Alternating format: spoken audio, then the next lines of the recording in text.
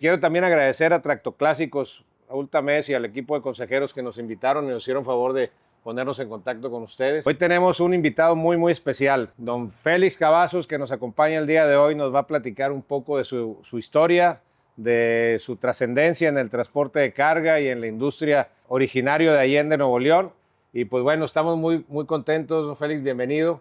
Gracias por estar aquí con nosotros. La idea de esta entrevista pues es que su testimonio de vida quede para muchas generaciones y que las generaciones escuchen lo que usted ha vivido.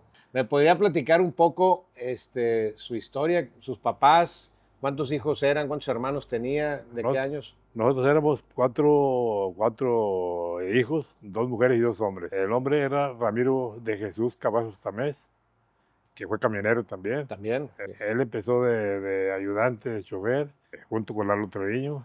Ok. Y yo empecé en 1953 a andar el camión. En el En 53. 53, a la edad de 16 años. Y ese gusto por empezar con este trabajo, La necesidad. la necesidad. Sí. Su papá no se dedicaba No, a transportar. Papá era campesino, cuando joven, de 18 o 20 años por ahí. Él fleteaba a Monterrey. Bueno, iba a vender y de ahí para acá fleteaba. Y así. En los años 20 por ahí sería. Más o menos. Más o menos. Sí. Y entonces ya transportaba, aunque era carreta, no era camión, pero Claro, sí, no había camiones. no había camiones, No ya había transportaba en carreta Exacto. pues la mercancía que le vendía. Exacto, Y usted empezó en el 53. el 53. Ok. Y llegamos a Álamo, el 53.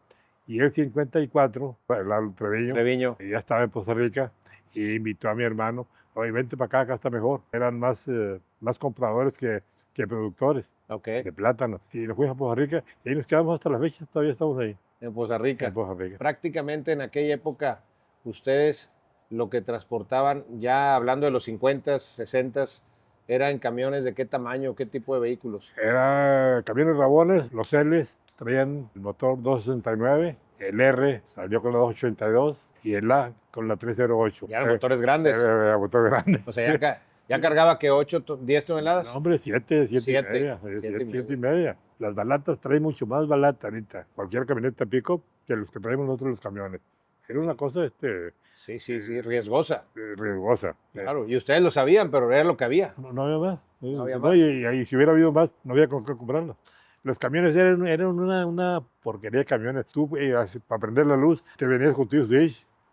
Sí, digo, de veras, digo, traían un solo espejo, no traían direccionales, no traías camión, vaya. No traían direccionales. No traías nada. No, pues no, ya me imagino. Y los frenos, eso es ese dato de los frenos. Claro, sí.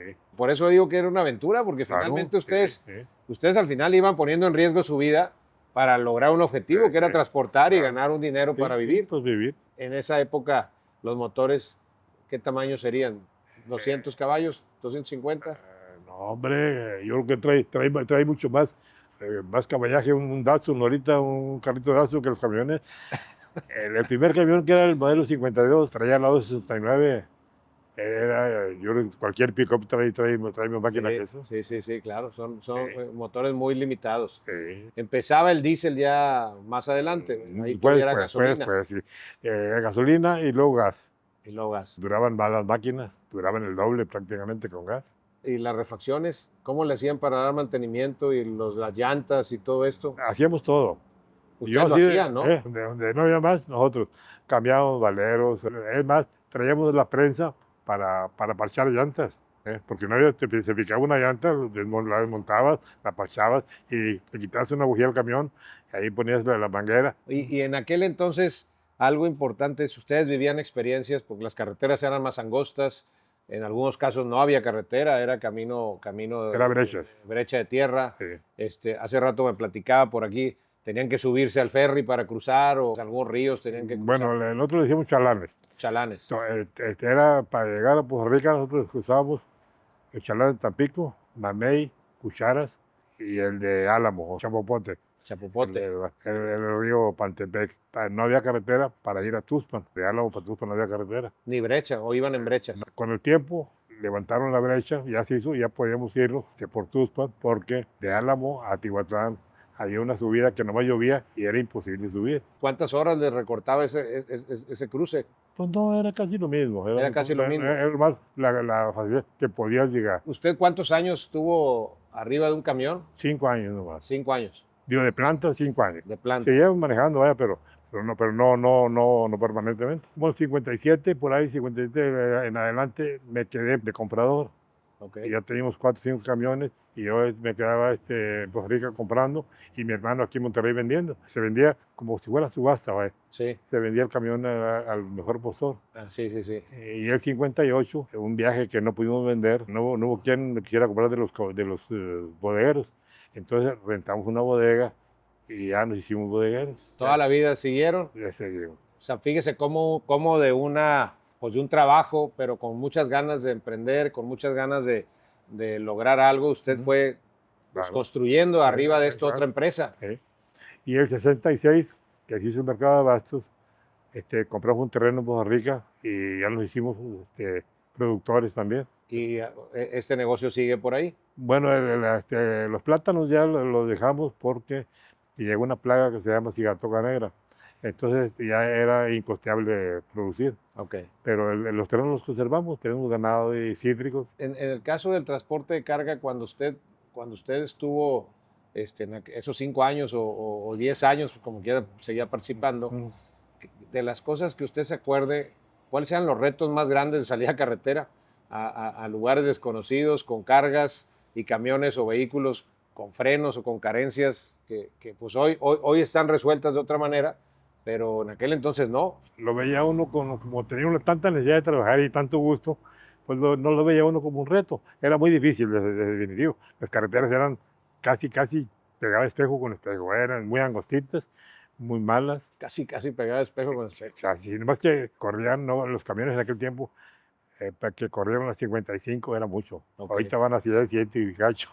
Sí, ahorita es otra cosa. Sí. Era que en aquel tiempo a 55 era lo máximo. Cuando nosotros de vez en cuando le damos a 60 y luego lo ven acá con los jefes. A reportar. A reportar. Oye, aquí se van a matar y que les Me supongo que a usted le tocó en esta época, nos platicaba Leobardo Treviño hace un momento, de cuando empezaban a llamarles tejones porque se iban todos juntos. Ah, sí. Me supongo que era esa época, ¿no? Sí, claro, sí. Y eso fue la época, el inicio del transporte fuerte de aquí. Sí, que se protegían unos a otros, se ayudaban. Para nosotros el hecho de ver una función como la que tiene un operador, para nosotros es muy valiosa, porque finalmente parecería que las cosas llegan solas y no llegan solas. No. Y recordábamos hace un momento la época reciente del COVID, en la que pues, nos fuimos a guardar todos a las casas y finalmente pues, el operador de un camión se subía al camión y salía a carretera, claro, con o sin bicho y teniendo duda de qué era la enfermedad, sobre todo al inicio de la pandemia, que no conocíamos claro. de qué se trataba la situación. Y en aquella época lo mismo, porque ustedes con vehículos limitados de tecnología o de seguridad salían, iban a razón de pues una buena voluntad de trabajar y de conseguir un empleo. De alguna manera era una aventura salir y pues ir cargados con lo que tenían que llevar a destino y luego regresarse para hacer esto costeable también cargados, ¿no? Sí. Finalmente el operador creo que es uno de los grandes personajes de la industria y de los puestos más importantes que tenemos, no solo en la industria del transporte, sino en todas las industrias. Y usted pues fue parte de esta generación que inició aquí en Emprendedores de esto, ¿verdad? Iniciamos viajando de Cementos Hidalgo a Tampico. ¿Llevaban cemento ustedes? Llevaban cemento. Llevábamos 350 pesos de flete.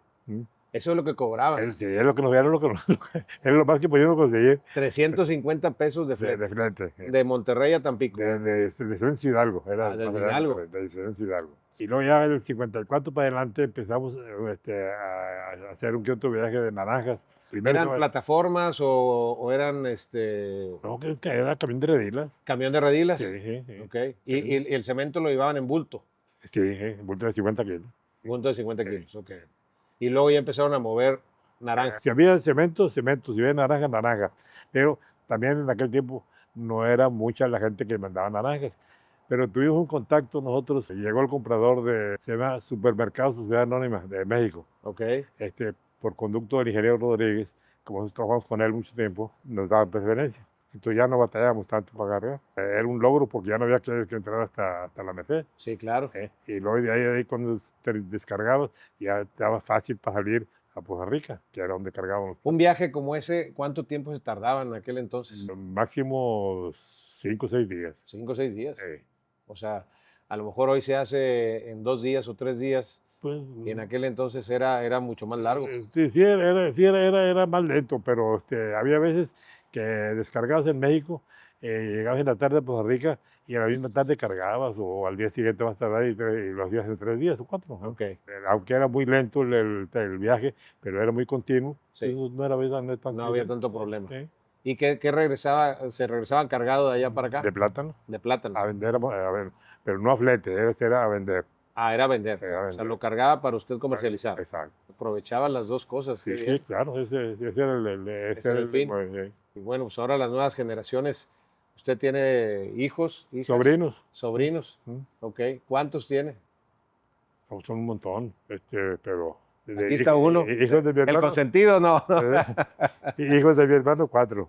4. Y de mis hermanas son otro montón, y son muchos sobrinos. Pues los conoces tú a Jorge Treviño, ¿es? Sí, claro. Bueno, sobrino claro. mío, es hijo de mi hermana. Muy bien, pues sí, claro. Eberto, Jorge, Eberto, sí, y claro. José Luis. Sí. Sí. La familia sigue trascendiendo el Todavía, negocio. sí. Eso es importante porque a veces parecería que damos por hecho que las generaciones que llegan siguen haciendo la misma función que Pues los sí. fundadores, pero qué bueno que está trascendiéndose. Hoy que usted ve a las nuevas generaciones en el ambiente de transporte de carga, aunque bueno, ustedes ya se dedican más a la comercialización, ¿qué consejo le da a las nuevas generaciones que están entrando a esta industria o a este negocio? No, tenemos que pedirles consejos a ellos.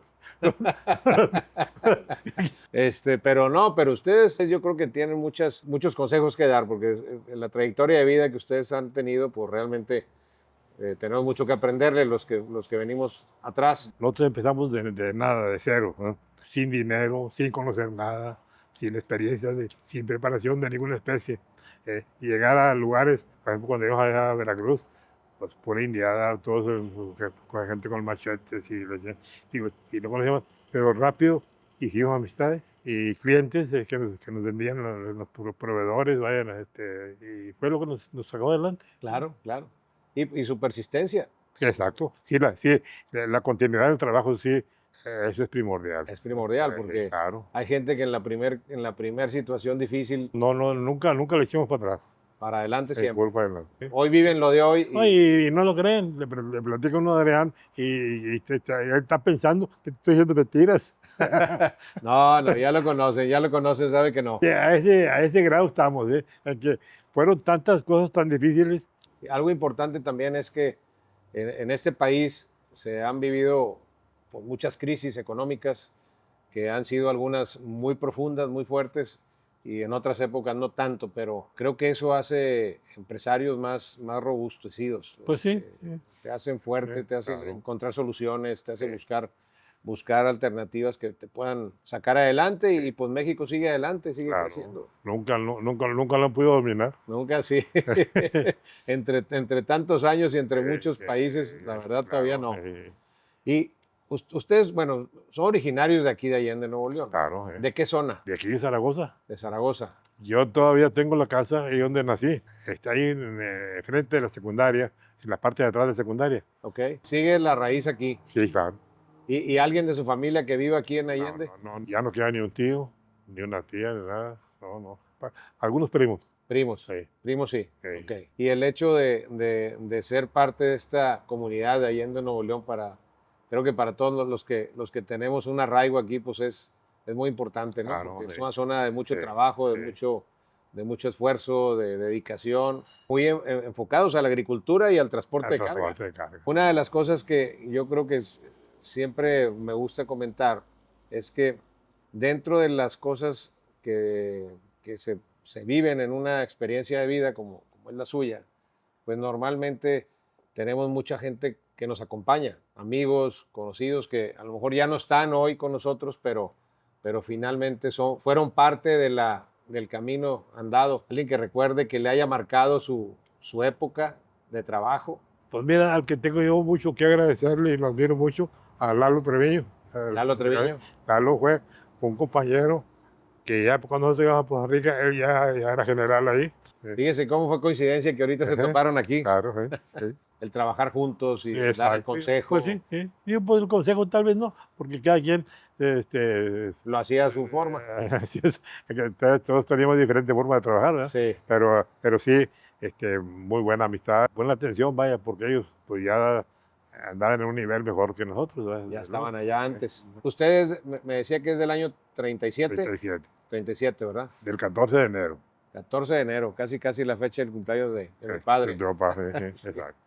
Entonces me supongo que usted conoció a mi abuelo, ¿Cómo no? Y a tu bisabuelo, y a mi bisabuelo a Ciro. tu bisabuela.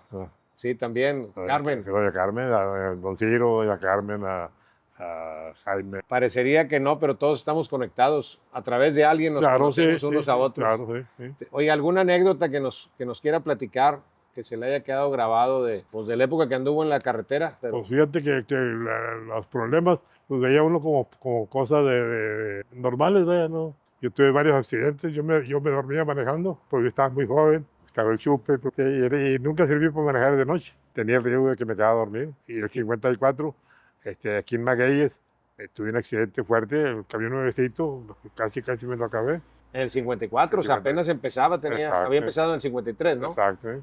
Y tuve 2 o 3 accidentes, pero todos, ninguno por impericia, fueron todos por dormido. Por cansancio. Por cansancio. Entonces, un consejo es ese, Exacto. ¿verdad? No manejes cansado. No manejes cansado, porque es uno de los temas que hoy sucede, que a veces por llegar al destino, el operador se esfuerza además Claro.